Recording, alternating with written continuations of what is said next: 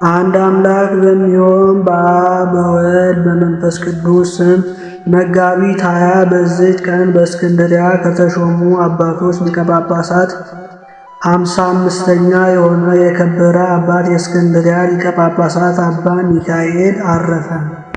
ይህም አባት በሹመቱ ወራት ብዙ ሐዘንና መከራ ደረሰበት።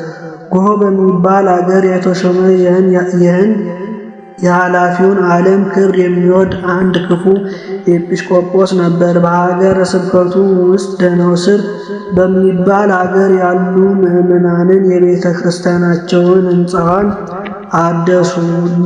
ሊያከብሯትም በፈለጉ ጊዜ የአገር ታላላቆችን ከእርሳቸው ሊባርኩ ወደው ሊቀ ጳጳሳቱንና በአገሩ ዙሪያ ያሉትን ኤጲስቆጶሳቱን ልኮ እንዲያስመጣላቸው ይህንን ክፉ ኤጲስቆጶስ ለመኑ። እርሱ ግን እምቢ አላቸው። ልመናቸውን መቀበል አልወደደም።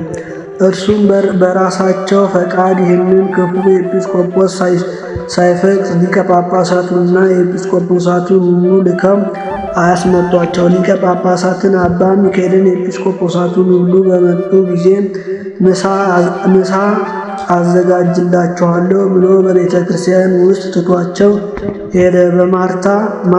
ማርታ ብዙ ማዘጋጀት ብዙ ትደክሚያለሽ፣ ግን ጥቂቱ ይበቃል ያለውን የጌታችንን ቃል አላሰበም። የቁርባን ጊዜ ሊያልፍ ስለሆነ ሊቃውንቱ ኤጲስቆጶሳቱን የቅዳሴውን ሥርዓት ይጀምር ዘንድ ሊቀ ጳጳሳቱን ለመኑት። ግድ ባሉትም ጊዜ በሊቀ ጳጳስና ማዕረግ ክብር ተሰይሞ ተነሳ። እርሱ ሁሉ አባት የሆነ ሥልጣኑም ከሥልጣናቸው በላይ ነውና የቅዳሴውንም ሥርዓት ጀመረ። ያ ክፉ ኤጲስቆጶስ በሰማ ጊዜ በልቡ ሰይጣን አደረበት። ተቆጥቶ መጣ። መሥዋዕቱም ከመቅደስ ገብቶ ከጻሕሉ ውስጥ ተነጥቆ ወደ ምድር ወረወረው። ሊቀ ጳጳሱም ሌላ መሥዋዕት አምጡ ብሎ አዘዘ። አምጥተውለትም ቀድሶ ለሕዝቡ ሥጋውና ደሙን አቀበላቸው፣ አሰናበታቸውም። በመንግሥቱ ይህ አባት አባ ሚካኤል ሕዝቡን ሰበሰበ። ከእርሱ ጋር ያሉትንም ኤጲስቆጶሳቱን፣ ካህናቱን፣ የምዕመናንን አንድነት ሰብስቦ ይህን ክፉ ኤጲስቆጶስ ከሹመቱ ሽረው በእርሱ ፈንታ ሌላ ኤጲስቆጶስ ሾሙ። ይህም ለአስቆሮቱ ሰው ለይሁዳ ሁለተኛው የሆነው የምስርን አገር ወደሚገዛ ስሙ አህመድ ወልደ በጥሎን ወደ ተባለው ሹም ሄዶ ይህን አባት አባ ሚካኤልን እንዲህ ሲል ነገር ሰራበት።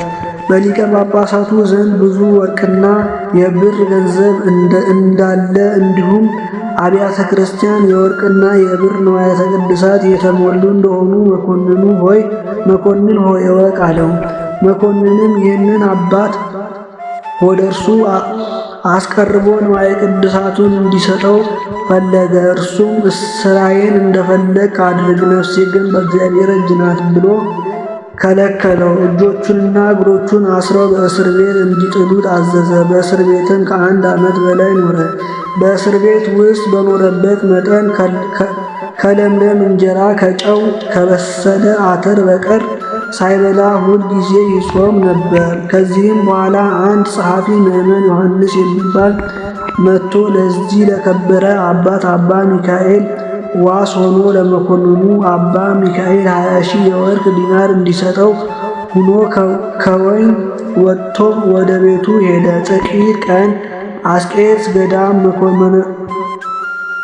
ጥቂት ቀን ተቀመጠ። ታላላቆች ምዕመናትም አስቄጥስ ገዳም መነኮሳት 10,000 የወርቅ ዲናር ሰበሰቡ። ደግሞ የእስክንድርያ አገር ሰዎች ከምድራቸው አንዱ ለ10,000 ዲናር ሸጡ። 20,000 እስከሚሞላ ሰበሰቡ። ሊቀ ጳጳሳቱ ለመኮንኑ ይህን 20,000 የወርቅ ዲናር ሰጠው።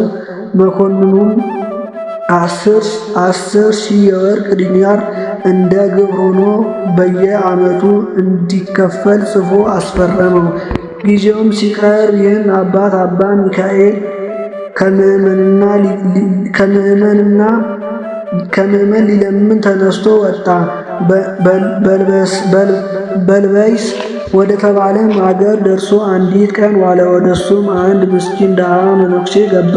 ከሊቀ ጳጳሱም ቡራኬ ተቀብሎ ተመልሶ በበር አጠገብ ከረድኡ ጎን ቆሞ አትዘን፣ በልብህም አትተክዝ፣ ከዛሬቱ ዕለት እስከ 40 ቀኖች ትድናለህ፣ በላይ ያለው የዕዳ ደብዳቤ ትቀበላለህና ለመኮንኑ ምዕመን አትሰጠውም ብለህ ለአባት ሊቀ ጳጳሳት ንገረው አለው። ያን ረድኡም እንዳለው ነገረው። ድሃው መነኩሴን ፈለጉት፣ ግን አላገኙትም። 40 ቀኖችም ሳይፈጸሙ ያ መኮንን በክፉ አሟሟት ሞተ። በእርሱ ፈንታም ልጁ ተሾመ። ለዚህም አባት ያን ዕዳ ደብዳቤ መለሰለት። ይህም አባት ድሃው መነኩሴ ትንቢት እንደተናገረ ደብዳቤውን ተቀብሎ ቀደደው፣ ከዕዳም ዳነ። ይህም አባት በታላቅ መከራ በሐዘን በሹመቱ በዘመ የ29 ዓመት ከኖረ በኋላ በፍቅር በሰላም አረፈ። በረከቱም ከእኛ ጋር ለዘላለሙ ትኑር አሜን።